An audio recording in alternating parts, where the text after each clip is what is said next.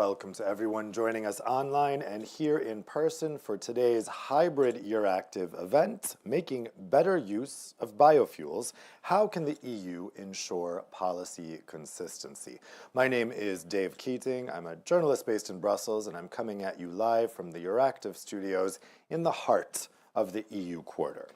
Now, as I'm sure everyone watching this and everyone here in the audience knows, the EU has had a long policy journey with biofuels with many ups and downs. The latest chapter came with the revision of the Renewable Energy Directive, which was proposed in 2021 as part of the Fit for 55 package implementing Ursula von der Leyen's Green Deal, and it's now becoming law. Today we're going to talk about these latest legislative changes and how they're going to affect biofuels, how they'll fit into achieving the EU's goals for fighting climate change, and what is the latest science around the sustainability of crop-based biofuels.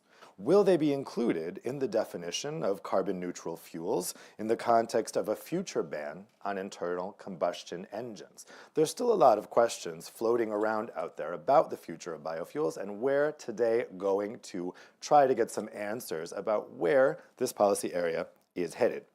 And we're lucky to be joined by some very knowledgeable panelists sitting here with me. So let me introduce you to them now.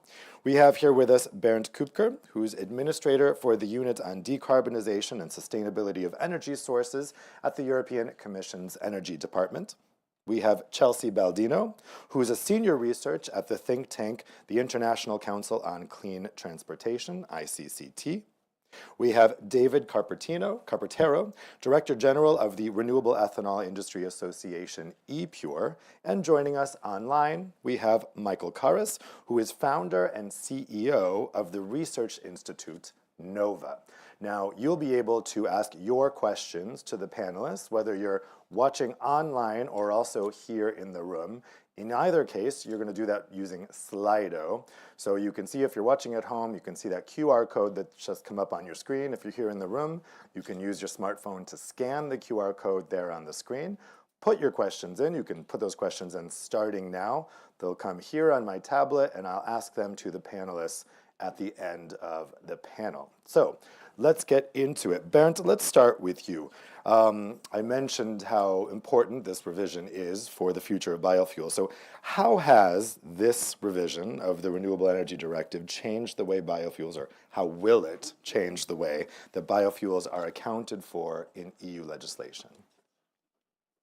Well, I would say the following. I mean, generally the subject of this this debate is very spot on what the revision of the Renewable Energy Directive as well as the Fit for 55 package wants to achieve. So we want to make best use of the sustainable energy sources that we have, including biofuels, but of course also not limited to biofuels. So when we look at it with regards particular to biofuels, I mean, we are continuing with the journey we have started long ago. I mean, it is not an abrupt change, but it is a continued change. So there are kind of two dimensions here. So the first dimension is that we want to integrate biofuels as one of the sources to supply renewable and low-carbon fuels in those sectors where they are the most needed. So that is part of energy system integration strategy. And the second element is that we want to promote the most sustainable fuels. And in the red, we have done this sector integration part by focusing in particular on the use of biofuels and renewable fuels in sectors like aviation and maritime. So that's part of the red, but it's also part of other legislations like the refuel initiatives for maritime and aviation. And with regard to sustainability, we have there an approach that we are promoting and focusing on the promotion particularly of advanced biofuels, while conventional biofuels are limited and biofuels with high outlook risk are phased out. So that's the one dimension.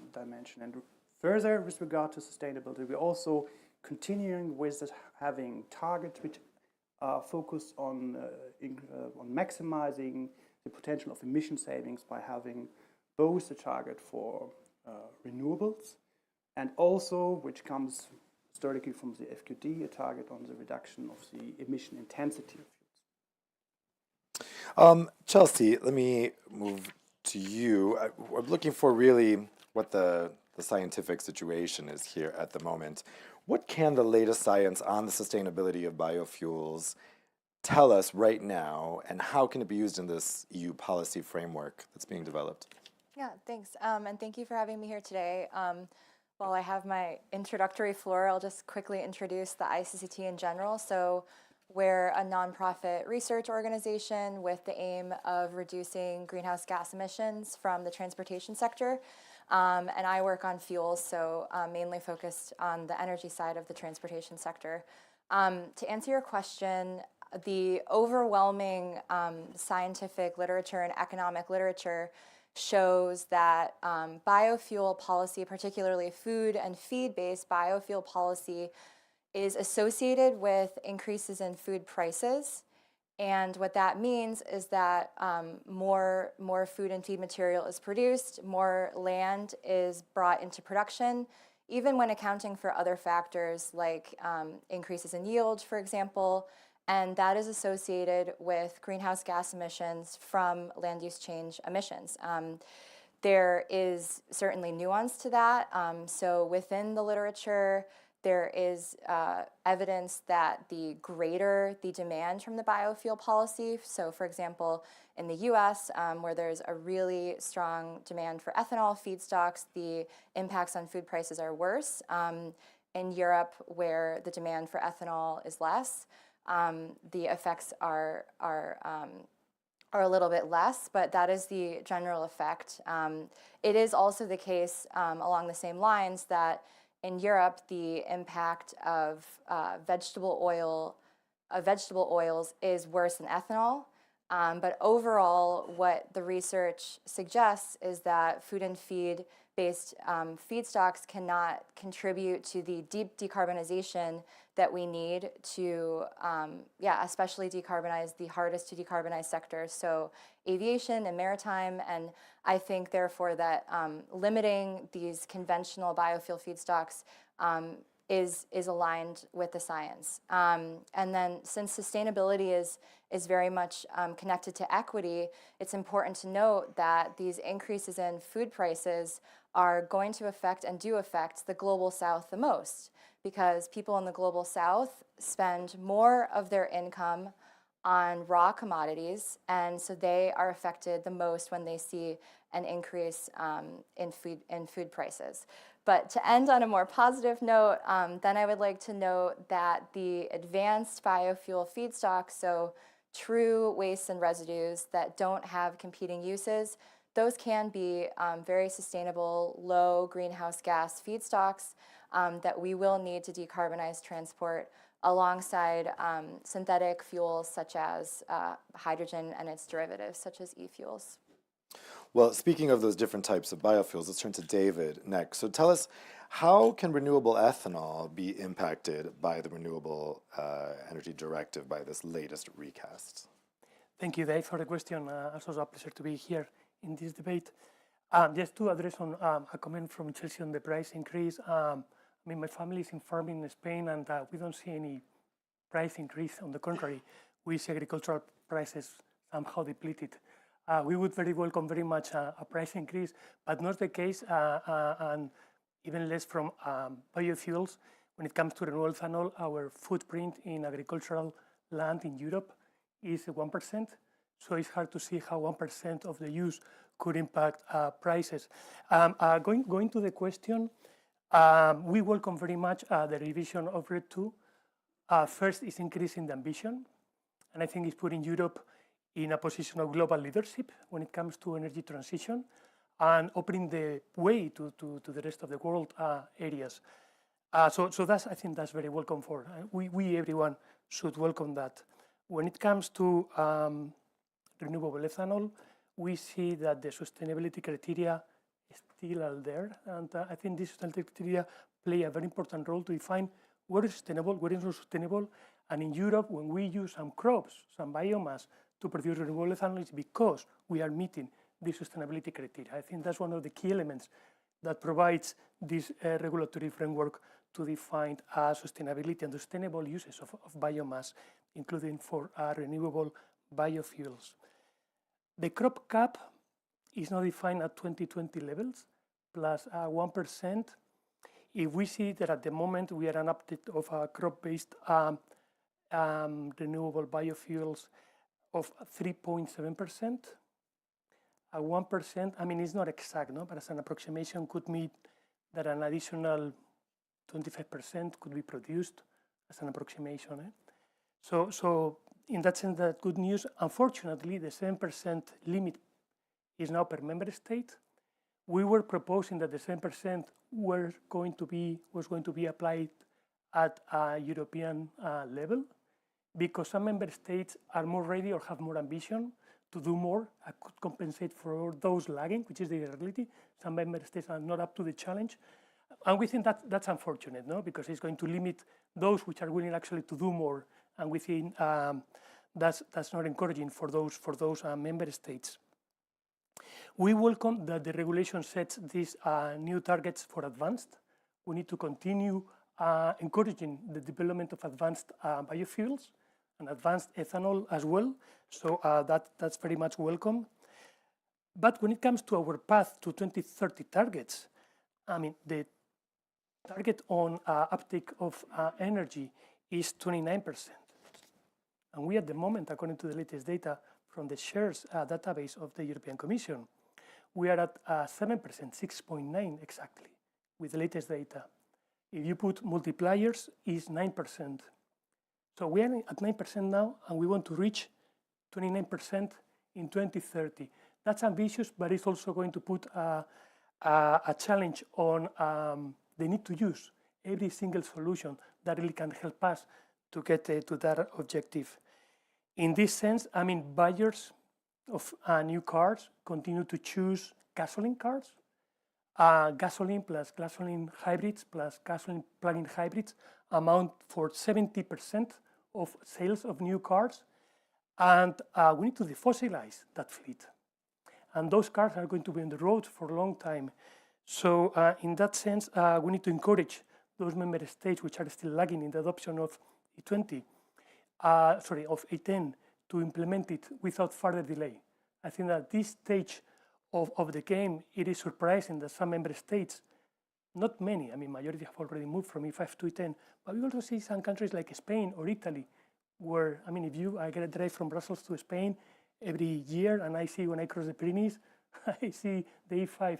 That's anachronic at this stage. So I think there should be local actions to really implement E10, because we need to defossilize this fleet while we continue to develop E20 in Europe.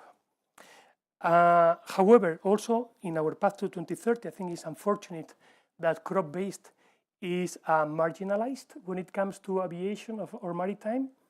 In aviation is an explicit marginalization. In maritime is implicit. Basically, they are treated the same way as fossil fuels.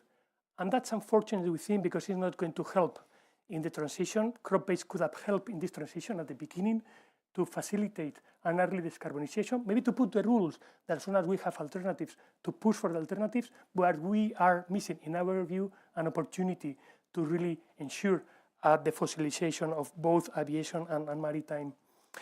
And when it comes to the value of ethanol, I mean, the current defossilization of transport, 90% is done thanks to biofuels. Renewable electricity is only 1.3%. I mean, let's compare 1.3 versus 90%. I think that speaks volumes of the value we get precisely from this ethanol, this renewable ethanol, to the fossilized transport, which is our common goal here. And ethanol is the most inclusive and cost-efficient way to the fossilized transport, and is readily available now. It is produced on 50 biorefineries we have all across Europe, where we produced in 2022 4.5 million tons of renewable ethanol, but also we produced, and that's very important, 6 million tons of vegetable protein in these biorefineries. These biorefineries play a strategic role in the domestic supply of vegetable protein in Europe that could make us more autonomous with this current discussion on strategic autonomy for Europe, but also contribute to food security, contribute to emission reductions, and to energy independence.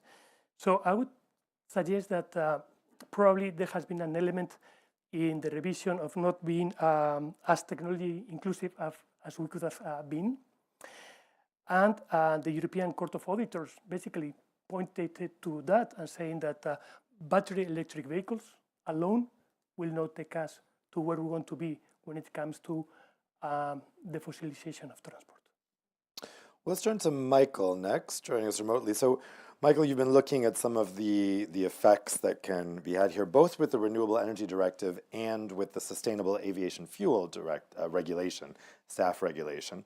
What will be the impact of those two legislative changes on the supply of the chemical industry with renewable carbon?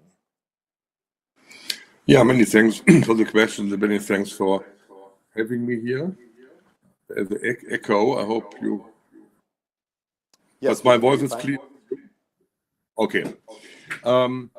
Yes, first I introduce myself. I'm Michael Carruth. I'm CEO of Nova Institute.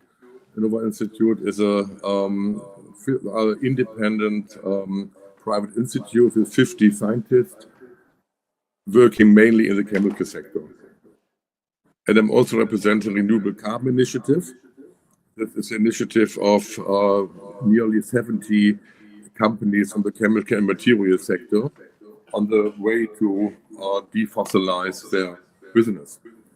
Looking for the chemical industry first, to organize a transition from fossil carbon to renewable carbon, the RED and also the aviation fuel policy is a very positive example how to create demand for the right solutions.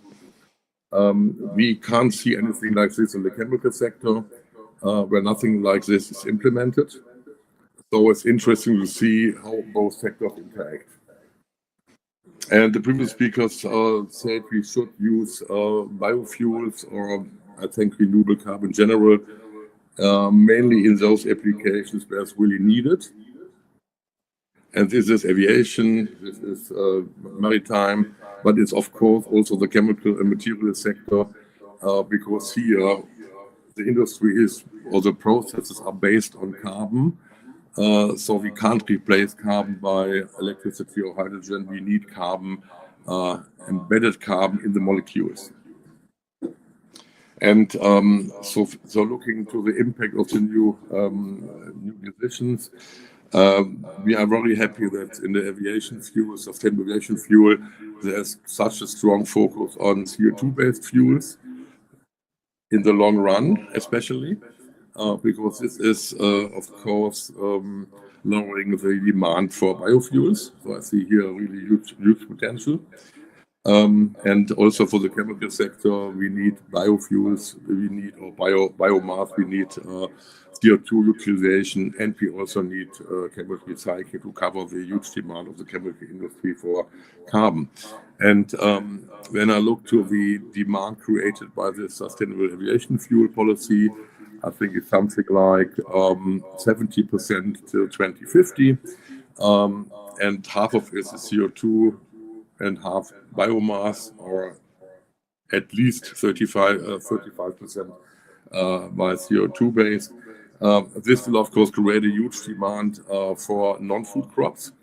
The demand we have in total 60 million tons kerosene in Europe. That means 45 million has to produce by CO2 or bio, and so the half is about bio, and this is mainly taking bio waste, forest waste, algae, and those second generation or third generation feedstock. And this will have the impact for the chemical industry that the market is almost covered by aviation fuels, because they can just pay more because of the quota and the binding rules. For the chemical sector, will have big problems to get access to this bio waste and second, third generation streams. On the other hand, if the use of food crops in the fuel industry will decrease. In principle, the chemical industry could use food crops. That could be interesting because a lot of those processes are based on fermentation. Fermentation needs sugar and starch. And if you look what are the best biomass for fermentation, in many cases it's our food crops, starch and sugar crops. They are highly efficient. They are very land efficient. They're delivering proteins as byproducts. And the competition is not in a certain crop, the competition is on land. So if I have a very efficient crop, so for example, if you take second generation sugars from wood compared to sugar beet, the difference in land use is about times 20 or 30. So this had strong impact on biodiversity issues. So this is my first contribution here. Happy on the discussion and also to discuss more about the interaction between the rules in the energy sector and the access for the chemical industry to feedstock. And again, the chemical industry cannot be decarbonized, it can only be defossilized. There is a long need for carbon and even an increasing demand for carbon on global level. Thanks, Michael. So let's turn to a topic that's very much in the news, very much a hot topic, which is the idea of a phase out of the internal combustion engine. Bernd, how will, so such a phase out will affect all liquid fuels, including renewable liquid fuels. So how will a ban on internal combustion engines, what will that mean for liquid fuels, and specifically what will it mean for biofuels? Well, first of all, I mean, usually this terminology of ban, it's not fully correct, because you're aware that it is not a ban, but it is indeed something that's a promotion of zero carbon vehicles by putting costs on tailpipe emissions. So that's something else. But just as a technical comment, but generally, we believe that electrification of road transport is the most effective way to decarbonize transport, and therefore we believe that also the market will go in this direction. So no ban needed on that, but we have a clear road, and we see in all the world that it's going in the direction of electrification. So just as one question, specifically on the carbon neutral fuels, I mean, that's a file which is not specifically followed by DG Ener, but our colleagues in DG Klima who are in lead on this file. So the Commission is working on that, but it is an ongoing process. So how exactly this proposal for this standard will look like, we have still to see. Just as some words from my side. Chelsea, as we go forward in this, as Bernd mentions, this is, you could look at it as a ban, but it is restricting to a level where a traditional ICE engine wouldn't meet the requirements, right? So if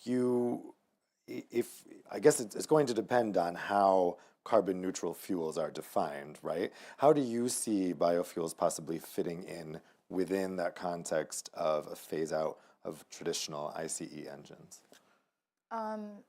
Good question. I think generally from the beginning, from the recital that came in, it was clear that these so-called carbon neutral fuels should be basically synthetic fuels produced from renewable electricity, so e-fuels. I mean, those are the only scalable low greenhouse gas fuel options that we have. So I think this was a good decision.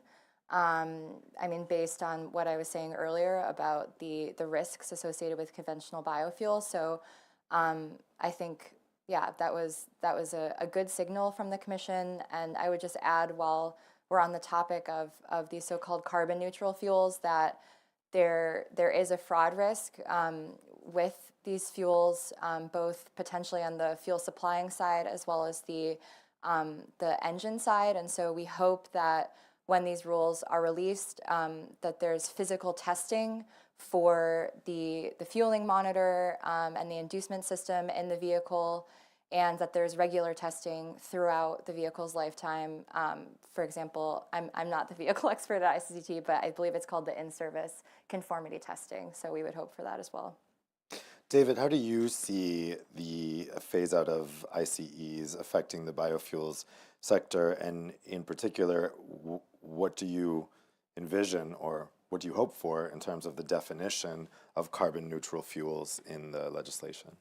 Yeah, well, I couldn't be more in agreement with Chelsea. I think once we have a definition of carbon neutral fuels, it has to be enforced strictly, and to ensure that vehicles running on carbon neutral fuels are really responding to that requirement, and that there is no room for any fraud. And we as an industry are the first one really asking for a very strict system that ensures that only carbon neutral fuels are used.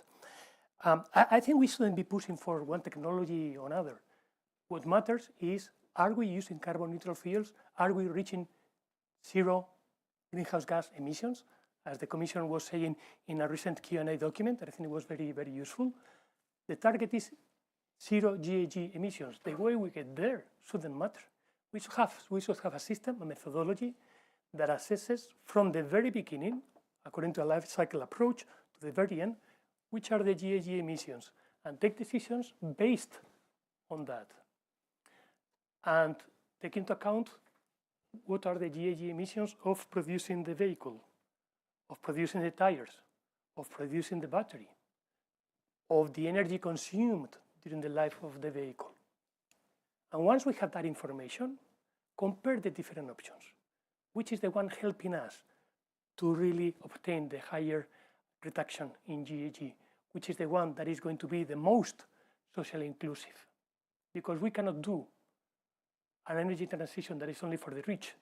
We cannot leave a segment of the population that cannot afford a 60,000 euro car out of the energy transition.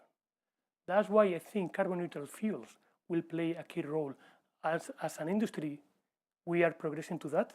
Last year, we were 78.4% GHG reductions in average. Some of our members, some European producers of renewable ethanol, are already above 90%. Some are even close to 95%. And that's thanks to the work of these 21 companies producing renewable ethanol in Europe that started with some biorefineries 15 years ago, and they've been steadily improving the GHG footprint, investing in OPEX, hiring engineers, sustainability experts, working closely on the processes, how to continue improving. And the same way that the Commission is putting Europe in a position of global leadership, our European producers of renewable ethanol are also in a position of global leadership when it comes to the improvement of our GHG footprint. And I think that in the future, that should be the objective, to really offer all citizens the opportunity to meet this mobility that is 100% GHG emissions free. Michael, how do you see a phase out of ICEs impacting biofuels, and what are you anticipating for the definition of carbon neutral fuels as part of that? Yeah, thanks for the question. I think the focus on electricity in road transport and e-fuels is a very good focus, because here is really huge demand, and the pressure on biomass supply should be lower than today. So it's good to have this focus. And I invite all the bioethanol producers and the biorefinery producers to deliver their products not anymore on the fuel market in the future, but in the chemical market. We would support DG Klima with a proposal of sustainable carbon cycles in December 21 to have also binding targets for the material and chemical sector. Today, the share of bio and CO2 and recycling carbon is about 8% in the chemical material industry, and the proposal of DG Klima was to have a target of 20%, and to fulfill this target of 20%, the existing bioethanol production could be very well used. So I think we need here an concept, a Renewable Energy and Material Directive, which covering the energy market and the chemical market.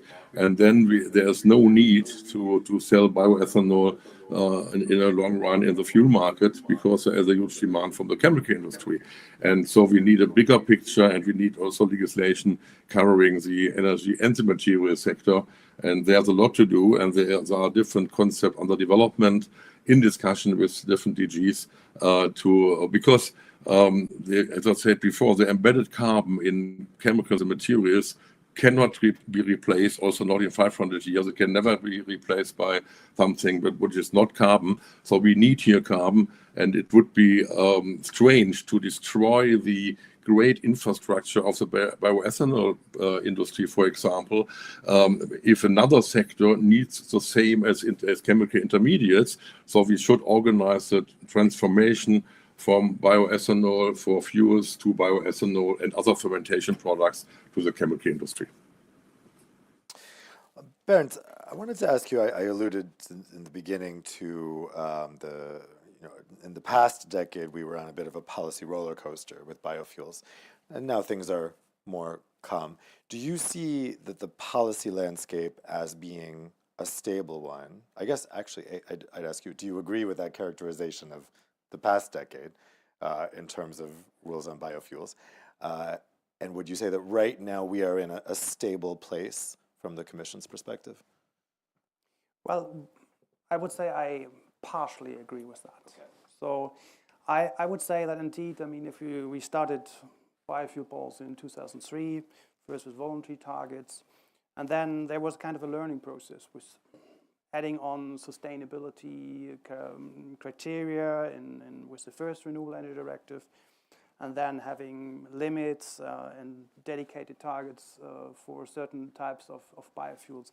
But it was not a roller coaster in kind of completely changing directions. So it was an adjustment process.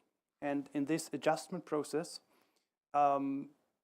also investment which have been made were taken into account. So we had on biofuels, on first generation biofuels, a long debate on ILUC, but it was not a decision to kick out all conventional biofuels. It was said, okay, we have a certain level, and this level we maintain.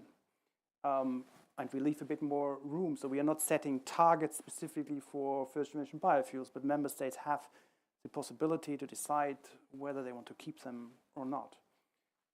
So it was all a balanced approach, adjusting to the developments and knowledge in science.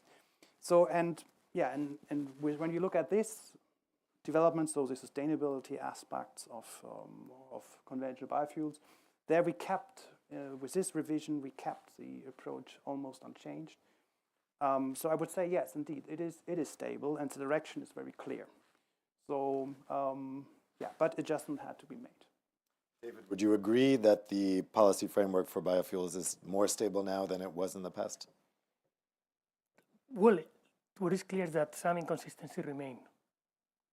The fact that you cannot use crop-based biofuels in maritime or aviation, I think, is a missed opportunity for the moment. I hope we can correct that. I don't know how, but I think it's very unfortunate that we cannot help in this transition with some kind of transitionary use. We don't say it should be kind of the permanent use, but let's help those industries to transition.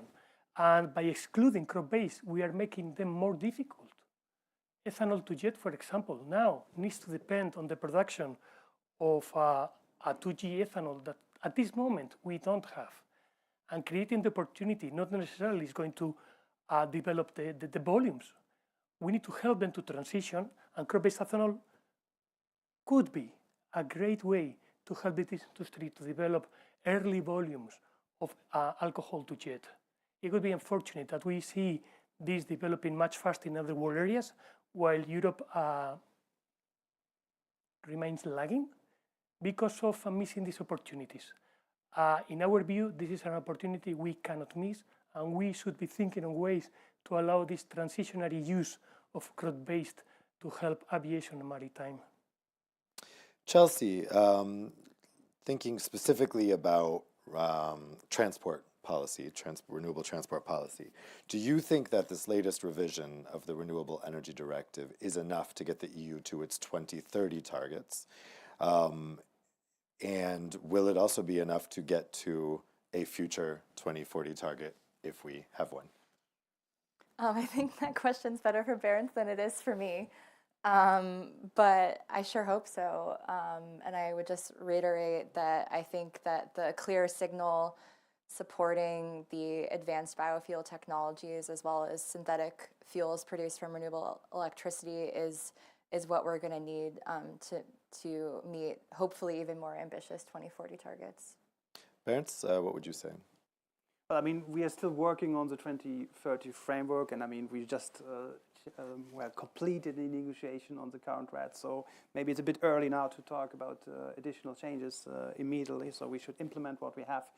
And if we do that, and we need to do this quickly, and then we will achieve the 2030 target, so we don't have any doubt about that. Well, you mentioned implementing what we have. So as is always the case with EU legislation, once it passes, then it comes to the transposition and the implementation. And that's always really key, how the national governments are actually going to put this into national law and, most importantly, enforce it. Michael, let's go to you. As we're looking at the national implementation of the Renewable Energy Directive changes, what key things are you watching for, particularly as you're watching the effects on these other sectors? Yeah, it's also different from country to country, of course. So there is no general statement on that. We see that some member states are starting to care more about the supply with non-fossil carbon for the chemical industry.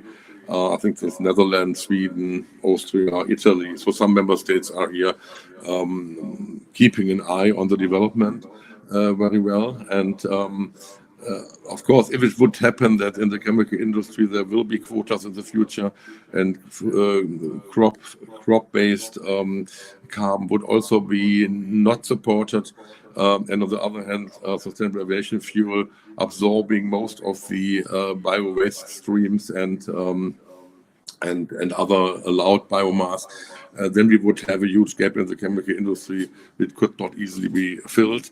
Of course, also synthetic carbon, so CCU, carbon capture utilization, is here also a pathway, but it's they need a lot of implementation to have enough carbon supply from this side. In the sustainable aviation fuel, I could imagine because of this binding quota, this is much more attractive to invest in new technologies like Fischer-Tropsch, for example. And here the interesting point is, and we are just working on this point at our institute, if you produce kerosene from CO2 or from syngas, you would also have some side streams that could be used for the chemical industry. You can't produce just 100% kerosene. You have always some other chemicals as output.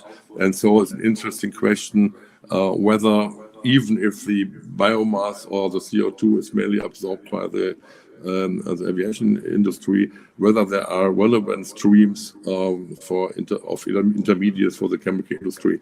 But this is not really evaluated so far, and so here are a lot of interesting questions to discuss and solve in the next years, because this transformation of the chemical industry is a big topic.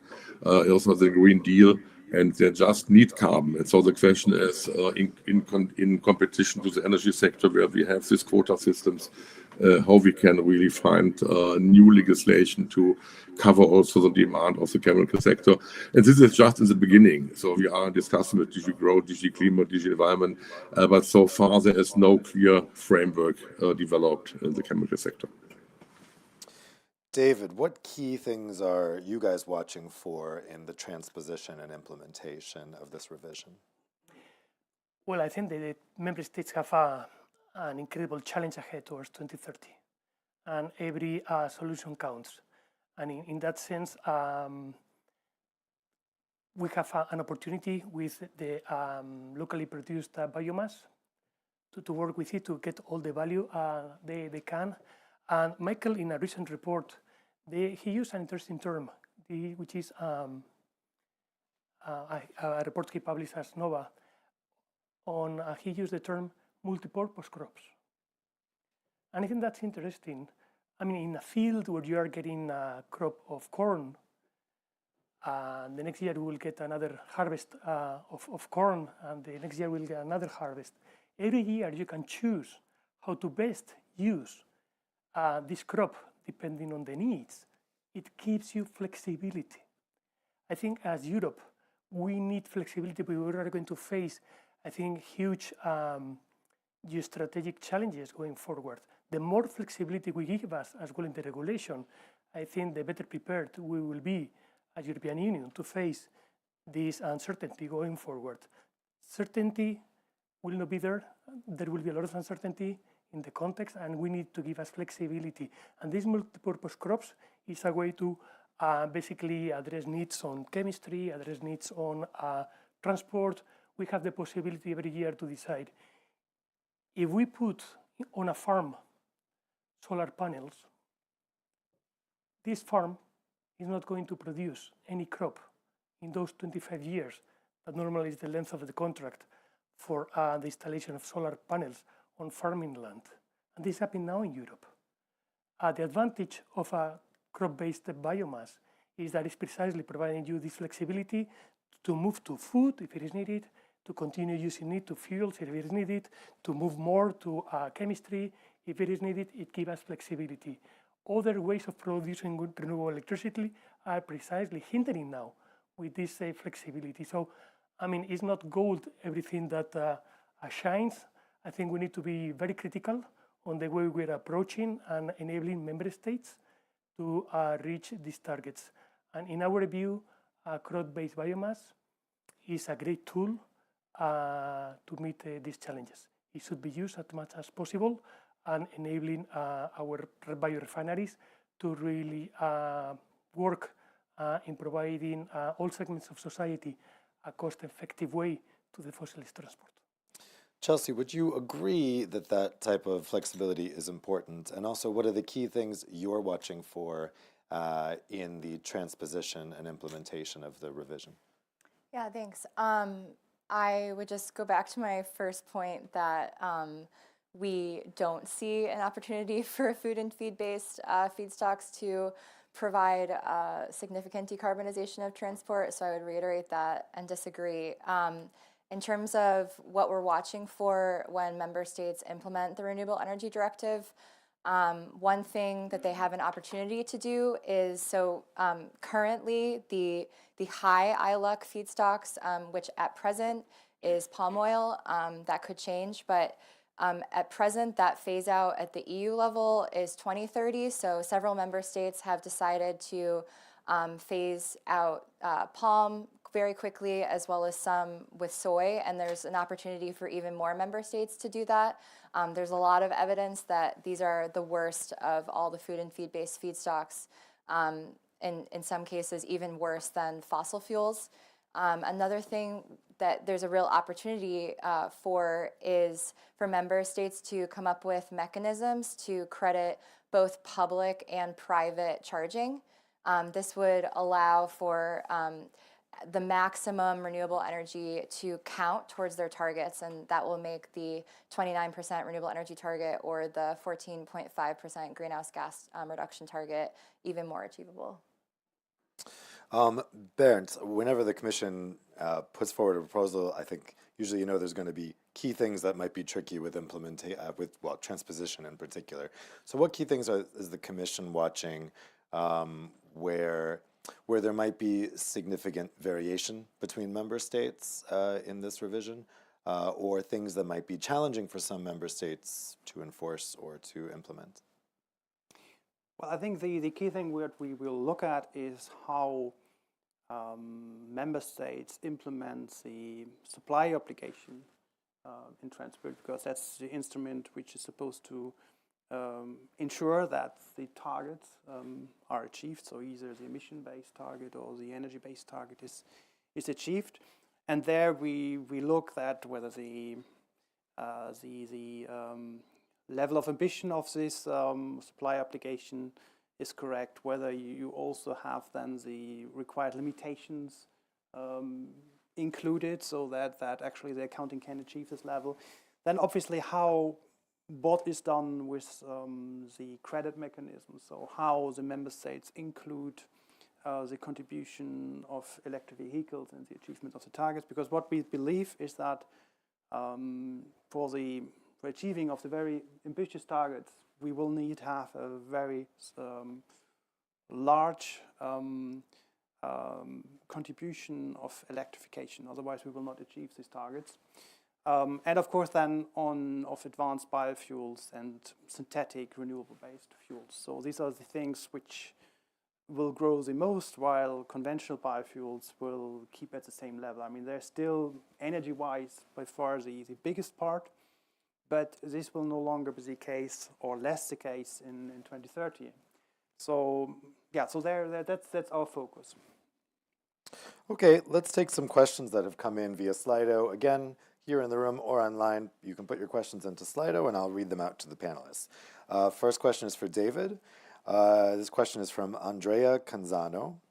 Do you think that the limitations set by EU legislation on agri-feedstocks for advanced biofuel will result in outsourcing out of the European Union their production, and as a result, a missed opportunity for EU farmers for an extra source of income? Yeah, indeed. Actually, the crop cap means that farmers are missing an opportunity to obtain additional revenue selling to this stream. We have the sustainability criteria, and I think it's good that we have very clear sustainability criteria, but undoubtedly this is playing against European farmers. So additional volumes, I think, still could make sense. We have 3.5% of uptake at the moment. This means a 1% of footprint when it comes to agricultural land in Europe. So we will remain with a very, very, very small amount of crops that European farmers can sell for the production of renewable ethanol in this case. Probably there could be room to use more this stream and still keeping within very reasonable terms of sustainability. I don't know if this could be revised at some moment, but again, it's 1% of the EU agricultural land. I mean, we are talking about really something that is almost negligible, and that pales in comparison to the use of these crops for feed use or for other even industrial uses.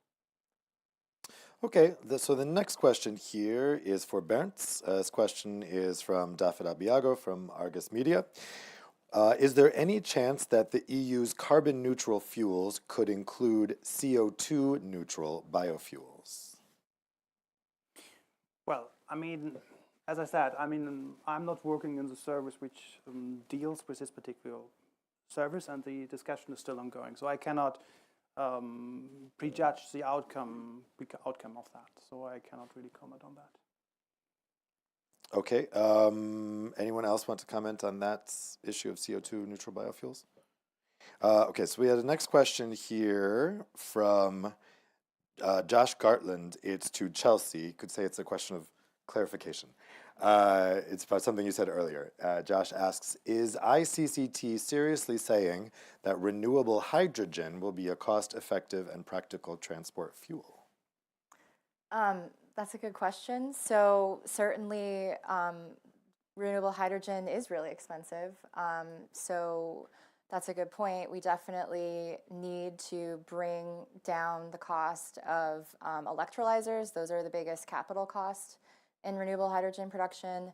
And yeah, I mean, renewable electricity also plays a big role. So those are two big factors that we need to continually bring down. I didn't say that it was low cost, so sorry if anyone misinterpreted that, but it is certainly the basis of all the fuels that we think could play a significant role in decarbonizing transportation. Okay, so next question is for Bernd. It's from Anders Roy, hope I'm saying that correctly. The present definition of a carbon neutral fuel in the DG Grow TCMV proposal is asking for at least 100% fossil CO2 reduction. Not even all genuine e-fuels are able to fulfill that, and available fuel volumes will be minimal even 10 to 15 years from now. Why not accept 90% to get some fuels in the markets? Well, I mean, if you look at the term carbon neutral, means normally zero. So, I mean, that's the intuitive question for that. Apart from that, I mean, I'm not really fully in this debate, so I'm a bit reluctant to take position on particular on this question, but I mean, from the wording, you can very much understand that. And maybe given to the question also on the hydrogen, because that's very relevant.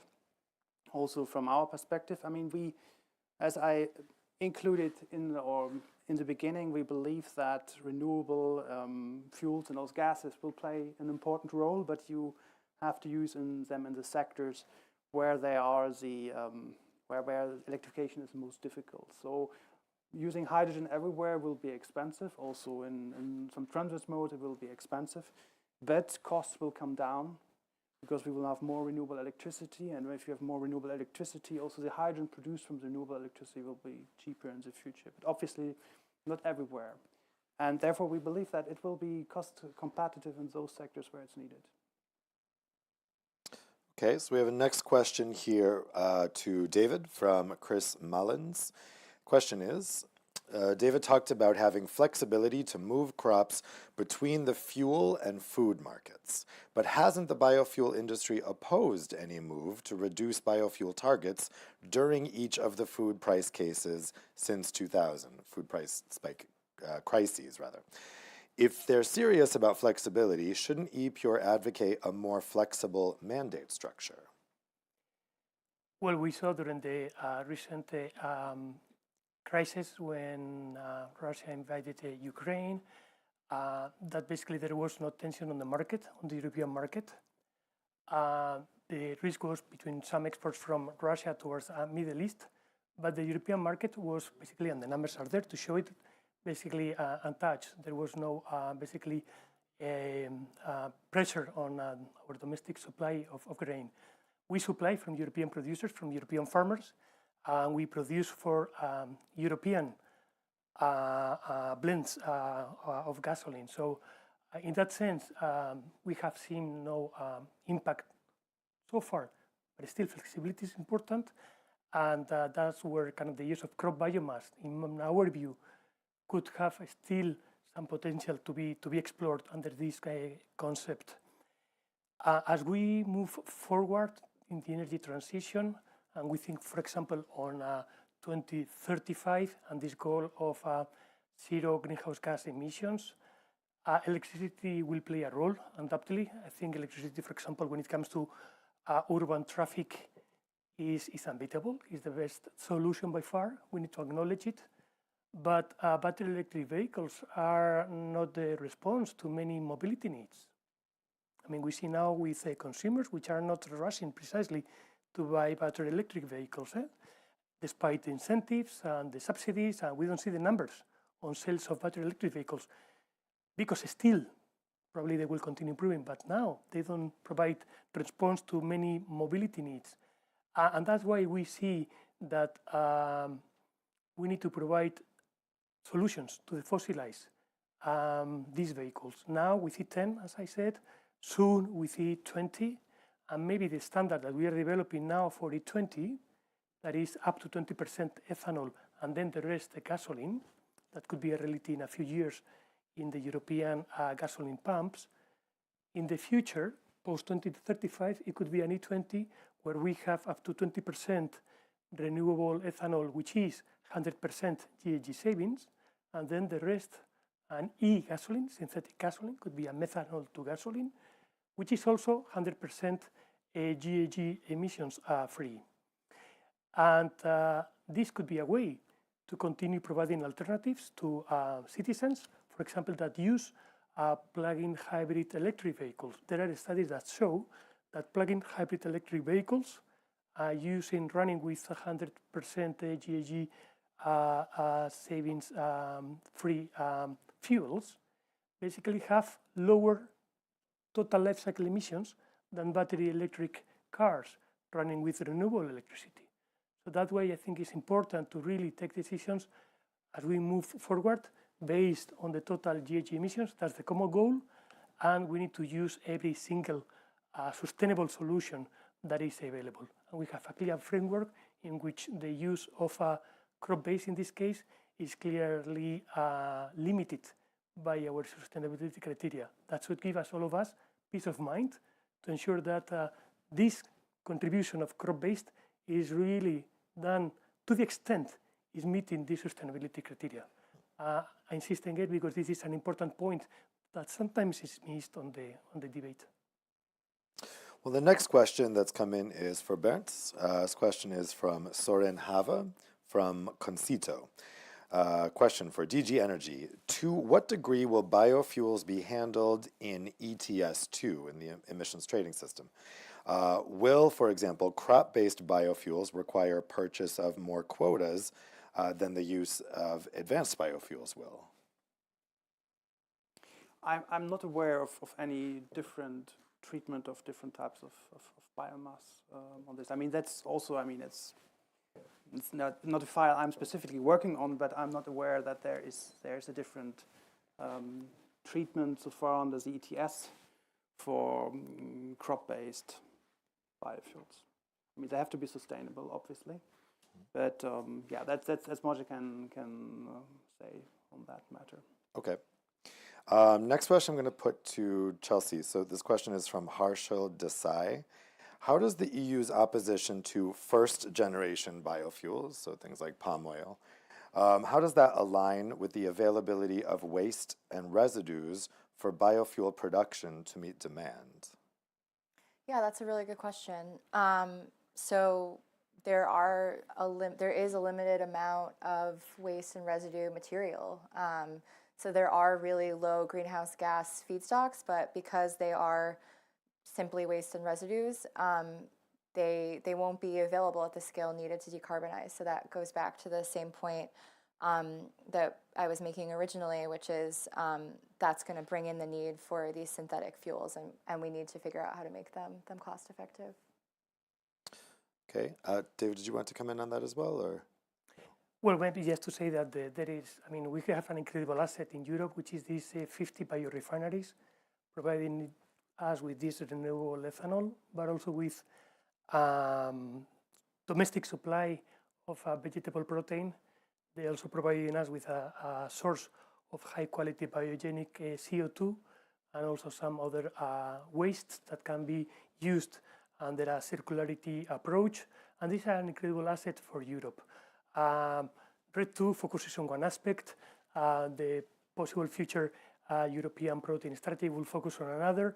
But we need to have this holistic view and realize this incredible asset we have in Europe with these 50 biorefineries that continue to improve the footprint, continue to improve how much GHG savings we are generating. And it's something we need to be proud in Europe of what we have achieved with a lot of engineering and, as I said before, kind of leading the way at a global level. Next question is again for Bernd. Sorry, Bernd, you're in the hot seat here, I think. This question is from Emmanuel Desplechamps from CEPSA, from the energy producer and obligated party CEPSA. Will the European Commission provide the much-needed certainty to industry and adopt the update of Annex 9 list of feedstock before the end of this mandate? It was due in June 2019 and every 2 years thereafter. Well, maybe one clarification. A review is due every 2 years under the Renewable Energy Directive. A review does not mean that actually a delegated act or legislation is adopted.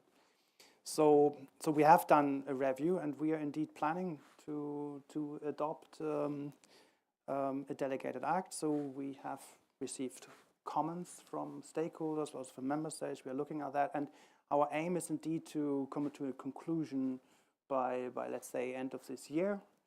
Well, conclusion, adoption of a legal instrument is maybe not always identical, but yeah, we want to close this file now. Okay, another question to you, Bernd. This one is from Barbara Smelagic from Transport and Environment, the NGO. Ms. Baldino mentioned that phasing out palm and including soy is key. You, Bernd, are currently updating the report on high ILUC risk feedstocks. When will it be out, considering it's delayed since June 2021? And what should be expected from the review on palm and soy? Well, what can be expected? Expected can be that we will have new data, so a new database. We are working on that. It's indeed true that the Commission is required to review the delegated act and the data this year. We had their legal deadline of 1st of September. However, we also had a review of the directive, which slightly changed the requirements for the review, so what the Commission has to look at. And the new RED is not yet in force. It will come in force soon. And then we will also adopt the report and do the review. So that's also on our table as next steps. Hopefully this year, but or early next year. So I'll put another question to you, Bernd, but I'll also have you comment on this, David. The question is from Leonard Vosner from Liquid Gas Europe. If advanced biofuels are promoted in the RED, and given the concerns surrounding food crops, shouldn't it be possible to include advanced biofuels from waste feedstocks, like municipal solid waste, for example, in a definition of CO2 neutral fuels? Well, this, again, as I said, the CO2 neutral fuels, that's a file where not ENER is in lead. So we are looking at that, and we are working together with the colleagues on this matter. But but this is still work in progress, and I cannot go further into this on that. David, do you think it should be included in the definition? Well, the challenge for member states is huge. 29% by 2030. We are at 6.9 at the moment. The way ahead, I mean, is a huge mountain we need to climb. We need every single solution that we have at hand. So we should have like a screener of all solutions based on life cycle assessment of greenhouse gas emissions. Based on that, decide on every working solution that is also sustainable. Does the technology work? Yes, is the first question. If it is work, does it pass the test of GHG savings? Yes or no? And if it passes, we need to use it, because otherwise we are not going to get to the challenge. So does the technology work? Probably something we need to examine. And second, is this responding to the sustainability criteria and the GHG emissions savings need? And then we need everything. So the path forward is I think, quite simple in that sense. Go ahead. But the carbon neutral definition that we're talking about is related to the passenger car CO2 standards. And in that case, the Commission's modeling, but also many ICCT studies show that it is cost-effective, feasible, and from a life cycle greenhouse gas perspective, the best way is with direct electrification. So expanding the definition, to me, beyond e-fuels is not necessary. So we have 3 questions left. They're all for Bernd, so I'm going to put them to you all at once here. And then we'll go to closing remarks from each of the panelists. So first question is from Ralil Kajaste. Restricting the biofuel resource base with simultaneous reductions for sustainable forestry cuttings will reduce the amount of biofuel supply in the EU. Will this be compensated with import from non-validated sources? Second question from Claire Couet. Advanced biofuels in the form of SAF, sustainable aviation fuels, are the future of decarbonization of aviation. What is the perspective of the European Commission on the refuel aviation mandates beyond 2030? We certainly need biofuels there. Third question from Ignacio Guibert. Is the Commission considering a review of the Fuel Quality Directive in the coming term? I know it's a bit early to say. So first question there on the imports of non-validated sources. Well, we are not having any imports of non-validated sources. So, of course, all biofuels or all sustainable energy or bioenergy we use need to be validated, whether it's in line with the sustainability criteria and all other criteria related to that. And one of our focus we're working on is to make our system for certification fit for all purposes, including having a stronger or even stronger rules for imports due to the union database, to have a full transparency of all flows of fuels and feedstock. And on the refuel aviation mandates beyond 2030? Well, to my understanding, there are targets which are ongoing until 2050, actually. So I think there we have a long-term framework which is already in place and which gives certainty. And is the Commission considering a review of the Fuel Quality Directive in the coming term?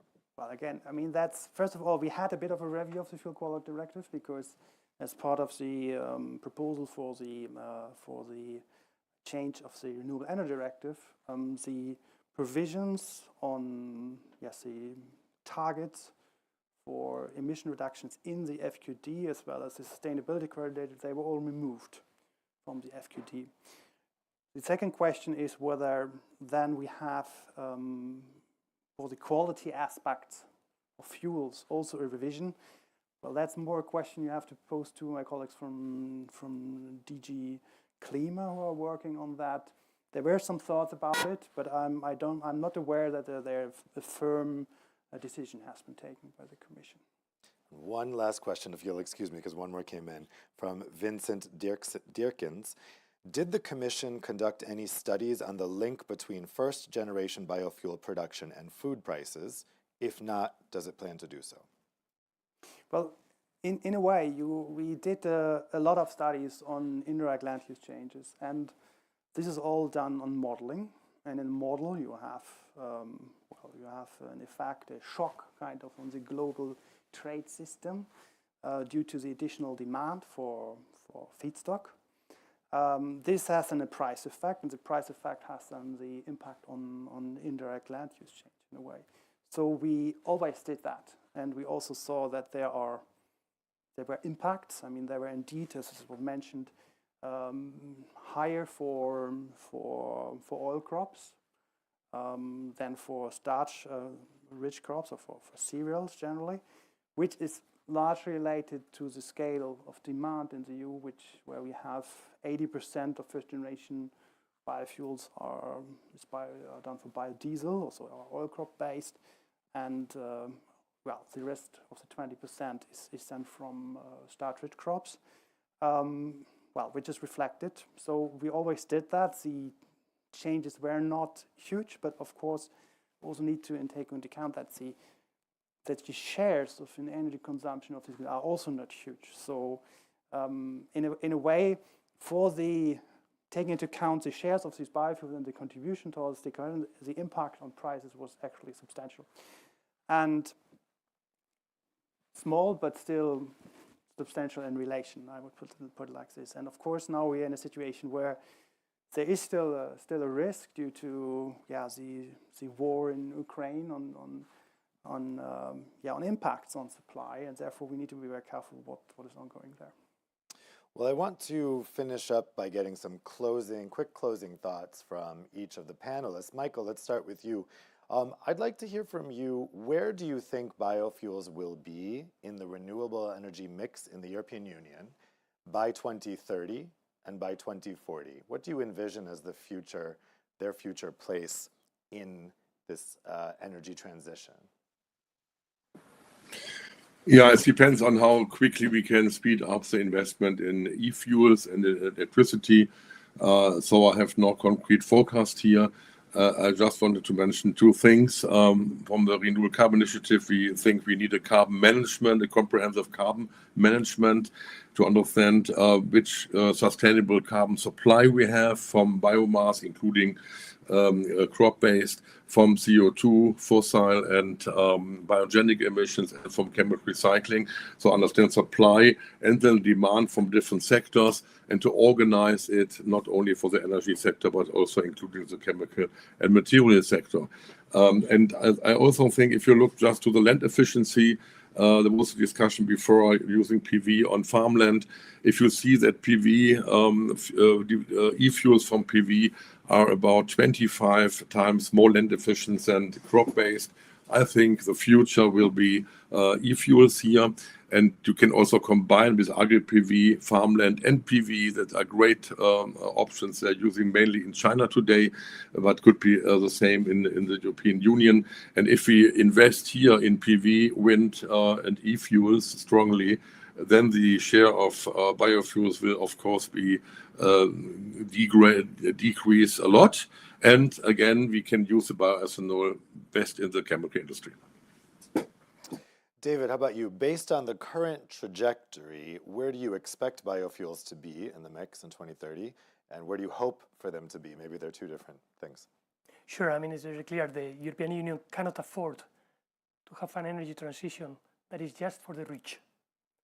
We need to use all solutions which are sustainable according to the sustainability criteria of RED, and we need to be technology inclusive. And in that sense, biofuels provide a solution that is already available, is working to decarbonize, and is providing us with the most cost-efficient way to the fossilized transport. In that sense, I think they should continue to play a key role, and regulations should continue to be technology inclusive to the extent all the solutions address the sustainability criteria of RED. Chelsea, where do you expect biofuels to be in the renewable energy mix?